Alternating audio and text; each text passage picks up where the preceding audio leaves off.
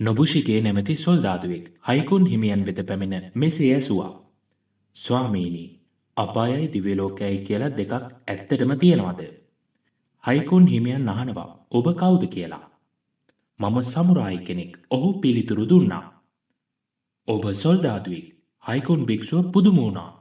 මොන මෝඩ ප්‍රභූවරයෙක්ද තමුසේ වගේ සොල්දාදුවෙකු පත් කරන්නේ? තමුසගේ මූණ හරියට හිඟන්නෙකුගේ මූණ වගේ. මේ වචන ඇසූ සැනින් නොබුෂිගේ බෙහෙවින් කෝපයට පත්වී කඩුව කොපුවෙන් එළියට ඇදගත්තා. එහෙත් හයිකුන් නොනවත්වාම කතා කරගෙන ගියා. හා එහෙනම් තමුසට කඩුවකුත් තියෙනවා. තමුසගේ කඩුව මගේ බෙල්ල කපන්න තරම් මුවහත් නැතුව ඇති. නොබුෂිගේගේ කඩුව මුළු මුණින්ම එළියට ඇදෙත්ම. ඔන්න ඔය ඇරෙන්නේ අපායේ දොරයයි හයිකුන් පැවසුවා. මේ වචන පිටවෙනවත් සමගම යථා තත්ත්වය අවබෝධ කරගත් සමුරායිවරයා කඩුව නැවතත් කොපුවේ දමාගෙන නමස්කාර කළා. එවිට ඔය ඇරෙන්නේ දිව්‍ය ලෝකයේ දොරයයි හයිකුන් භික්ෂුව සඳහන් කළා.